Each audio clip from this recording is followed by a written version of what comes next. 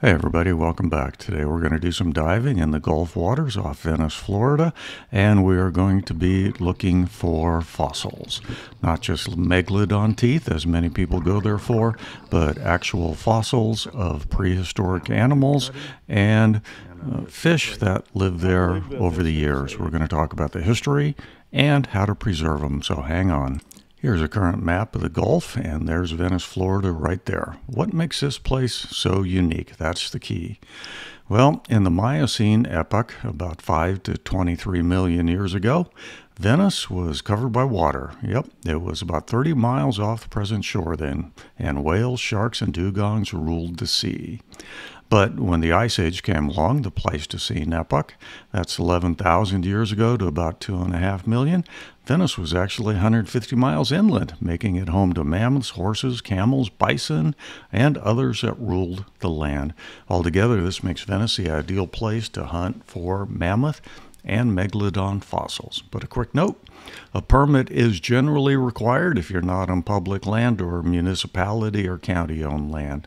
So make sure you check, and if you need a permit, hey, they're only $5, so go ahead and get one. Newbies. All right, so these are megs, guys. Not huge megs, but these are megs. We're gonna start with these, okay? Most people come here to find the megs. As you see, there is a variety of other things on the tray. So finding megs, shapes is very important here, okay? Triangular shapes. That's what I tend to, tune my eyes into shapes. Triangles especially. A lot of times when this is on the bottom, it's gonna probably have a little dust layer of silt or sand on it, okay? So they can be partially buried, okay? So just touch things, grab things. And a lot of luck, okay? That's the meg. So we get other smaller species. Shark's teeth are pretty obvious. The shark's tooth is a shark's tooth. But that's a hemipristis or a snaggletooth. Lemon, bull, sand tiger, tiger shark, and the mako. These are the shark species we get here. Frags come with the territory. This is half a meg. If you find a frag or you find any kinds of shark's teeth or bones, that's a good sign. It means you're where you need to be, okay, guys? So you can go south, southwest, southeast, it doesn't matter. Another very common thing here, guys, is dugong bone. This is fossil. This is dugong, which was like an ancient manatee. This was the meg's favorite food. So if you're finding this stuff, that's a good sign. That means you're in the right area. Any kind of rocky area is good. Rock, any reef, edges of the reef, anywhere something could get trapped is where you want to look. This is the horse tooth, three-toed horse. Over diving used to be land at one time. Florida land stretched out much farther than it does today. This is Colombian mammoth tooth, partial tooth. These are pretty neat, but these really look like rocks. You don't know what you're looking at, but you're looking for that pattern. Those kind of striations or almost, yeah, lasagna looking noodles, something bread loaf design. It's usually going to be in the bottom like this. So you'll see those little ripples. That's usually a dead giveaway that it's a mammoth tooth. And then we get a lot of other odd stuff like stingray barb, pufferfish mouth plate. This is a whale ear, inner ear bone. You didn't think whales had ears, but they did inside their head. This is a whale tooth. Looks like a rock, but this is actually a whale tooth. They'll usually have growth rings or bands that run around the tooth like that. We were on top to bottom charters, and they specialize in megalodon tooth hunts out there. But also you're able to find many of the other things that you just heard him describe. You gave a great briefing. So let's go ahead and jump in. Generally, this is a murky area, so getting a reading and following your reading and know what your back azimuth is pretty important to being safe and successful on this dive. We were very lucky. The first dive we had, the water was very, very clear, and very quickly I found my first whale bone.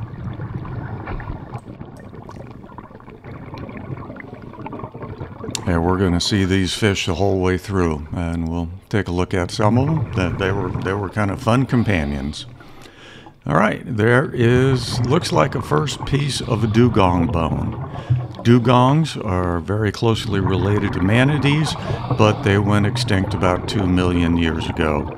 They still exist over in the western Pacific Ocean, But when Central America formed, Panama formed, and split the oceans, they became extinct. There's a better dugong bone right there. You can tell it by its oval shape. My wife has just found a bone shard as well. Hey, look at these guys. The remors were hanging out there with us as well. Here's a strange fish that my wife filmed, and a little crack there. You never know what you're going to see underwater.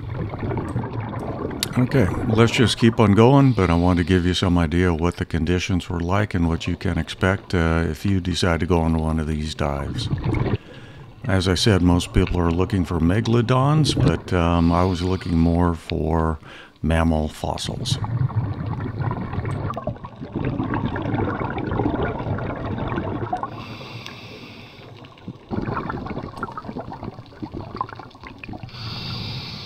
There's a nice bone shard I picked up. Of course, it's covered, as it would be. Remember, these things are anywhere from about 2 to 20 million years old.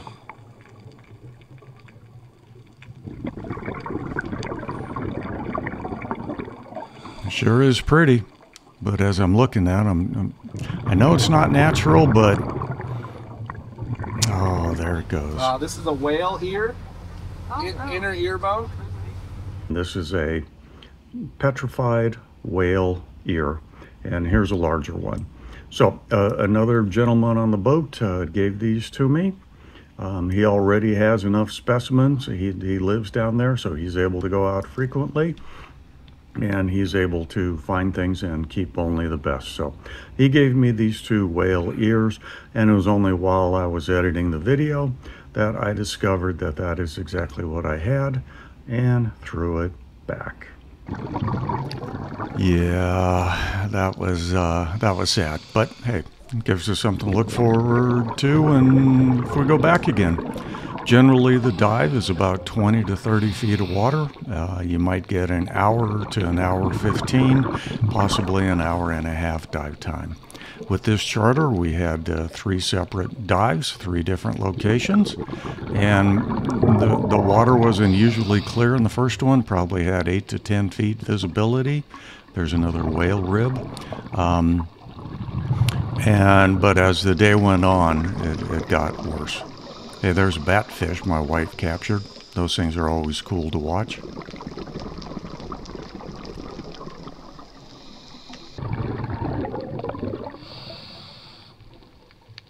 There's another dugong bone, nice oblong shape. Pay attention here, this is my find of the day.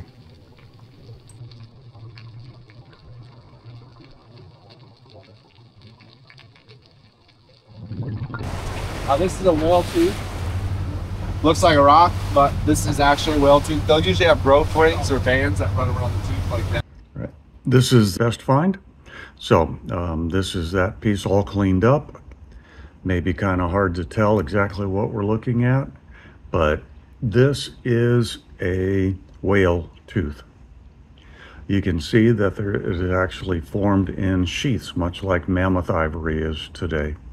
And this has an outer sheath that you can see here, as well as a middle one, and then an inner one right there. But yep, that is a whale tooth, probably from a sperm whale, somewhere in the 10 to 20 million years ago range. And again, this is petrified, fossilization by petrification, and it is completely mineralized. Okay, I'm not going to dwell on the diving. I just wanted to do enough of it to show you the conditions and show you how I found these things. Now, this is a unique situation. I thought I had hit the jackpot. I see various whale ribs, some dugong bones right there. But when I got back up on the boat talking to one of the other guys, he mentioned that, yeah, he'll collect stuff and then leave them in little piles, the things he didn't want. Well, yeah, I thought I had hit the jackpot. These guys followed us everywhere. At one point, they even nibbled on my finger. I don't know if we kick up organisms as we pull things up that they eat, or if they're just bored and curious. But they were fun to have along. Now, This may be a whale bone, but I'm not quite sure because of that angle. We'll see that at the end because that's going to be the one that I show you how to clean up. Well, we did a back azimuth, and I was quite surprised because it led us straight to the boat anchor. Well, that doesn't happen very often, navigating underwater. Well, we're just going to do a couple more collections, and then we're going to go up top, take a look at what we got, and then I'll show you how to clean these guys up.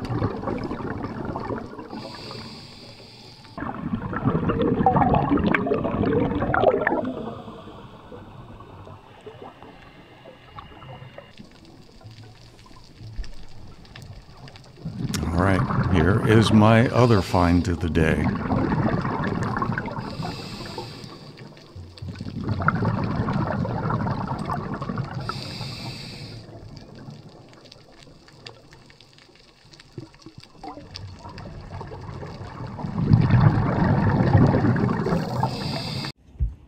So this is that bone all nice and cleaned up. Just amazing. You can see all the way through it. So I talked to some folks, and the most likely thing this is a horse leg bone. Now we can't be sure of that because it doesn't have the ends on it, so it's possible that it is also from an extinct camel, or perhaps a llama from not the 11,000 years ago, because this has been completely petrified. So this is probably going back a couple million years. And yes, we did have horses back in North America at that time. In fact, horses originated in the Americas, but they all became extinct and weren't reintroduced until the Spanish arrived. So I think that's fascinating. Having a leg bone from an extinct horse, possibly a camel or a llama. Very cool.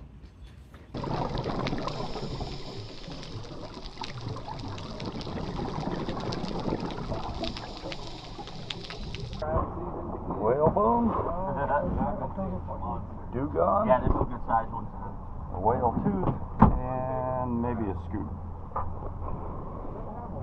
All right, let's see your make. You know, if that was a scoop, that could actually be alligator. Good job. Millions years old. Here are the shark teeth that my wife found. This is the top of a megalodon tooth. This part up here, that is what goes into the root. And then you have the beginning of the tooth here. It's broken off. It would have gone down like that. So that's pretty cool. And it is still covered in pink coral or something, but I believe that's pink coral. She found a couple other small broken megalodon teeth. Again, these are fossilized through petrification. You can see this is the root right here, and this is the tooth. That shiny material, that is the enamel.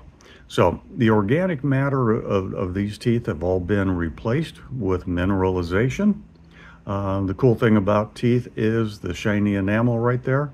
That is grown in our mouths as a mineral. So the mineral has likely been replaced over the millions of years, but the rest of the material that was organic, it has also been replaced, and this is a complete fossil through petrification. Very cool. She's very happy finding these. The more you go down there, the more experience you'll get, and the more teeth you will find. Another megalodon tooth, again partial, and the rest of these are other shark teeth that she found. Very small. Good for her.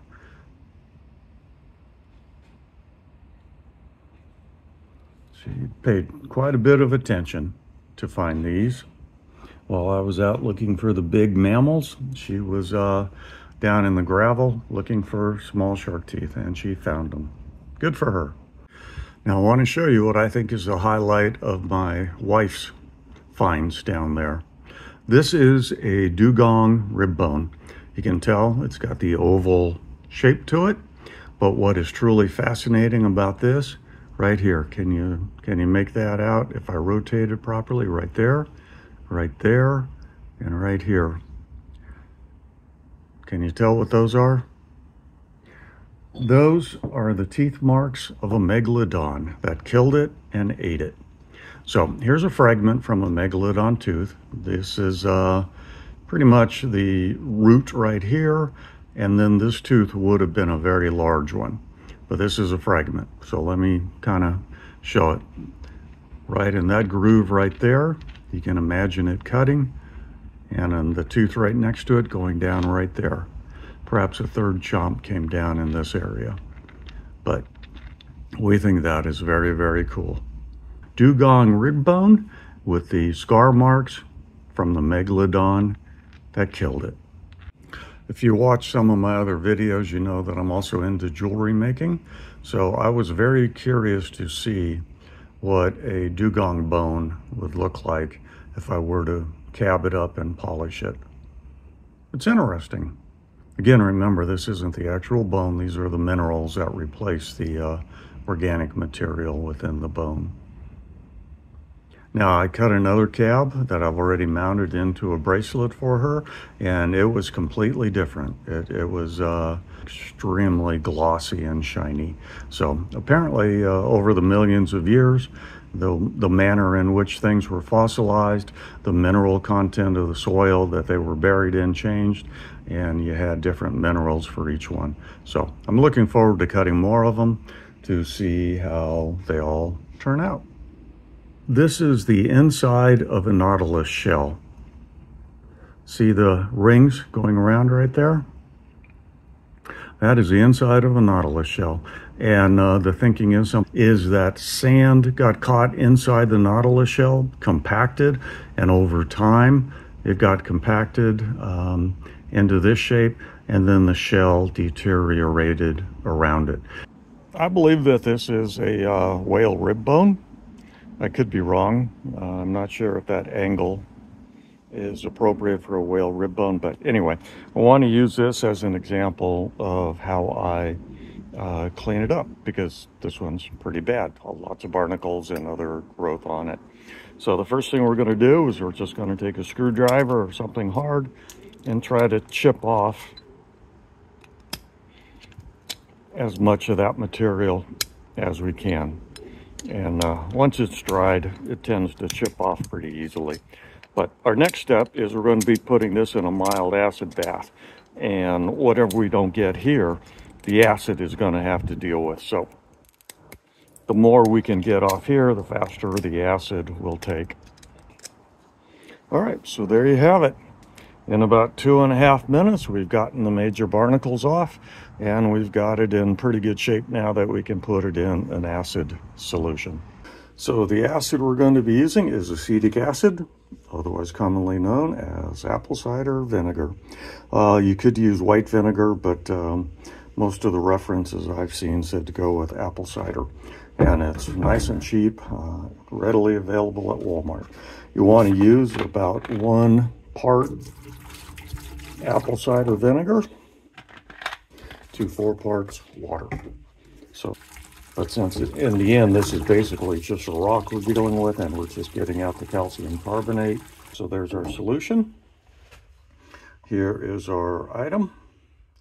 Again, we got the big stuff off, so we're just going to set that in there. And for right now, I'm just going to let that soak for a bit, and then we'll come back and take a look at it later. Okay, so it's giving off some gas bubbles. That's always a good sign.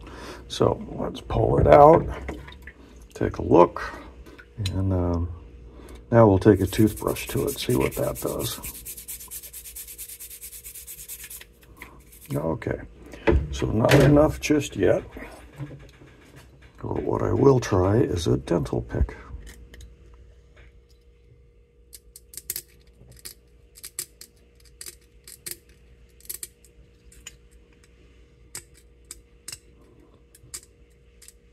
Okay, so we're making progress. I'm going to set it back in there We'll see. We'll take a look at it again in a bit.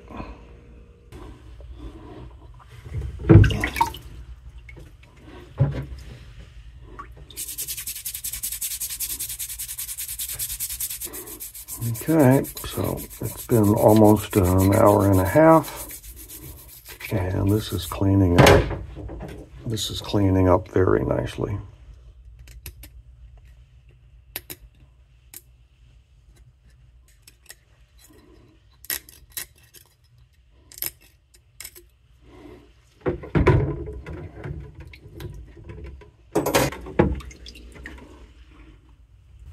All right, after 4 hours, the acetic acid bath got it all done.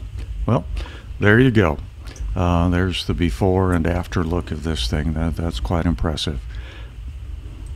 Well, if you have any interest in fossil hunting and you can't make it out to South Dakota and dig in the dirt and the sun out there, but you're a scuba diver, hey, head down to Venice, take one of the charters, and enjoy yourself. Just double check that permit situation before you go and have a great time. You never know what you're going to find under the water. All right. Well, that's going to do it for today. I thank you for watching. Hope you got something out of it. And as always, I am enjoying retirement.